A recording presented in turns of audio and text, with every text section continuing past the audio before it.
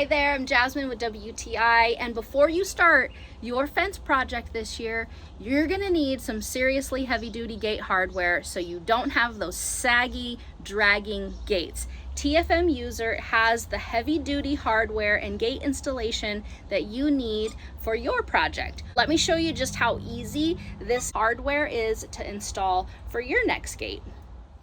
The brackets are very heavy duty and coated with a thick layer of protective black paint. We suggest laying out your timbers and your brackets on the ground and then use the provided screws to assemble it and then screw the hinge sides to your post. And voila, you have a perfectly square gate frame for your fence.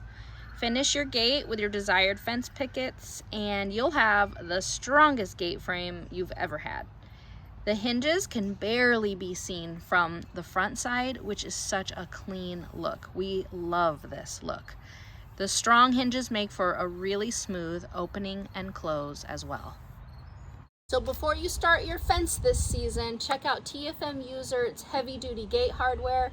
You won't go wrong and your gates won't be saggy. And that is my point of view.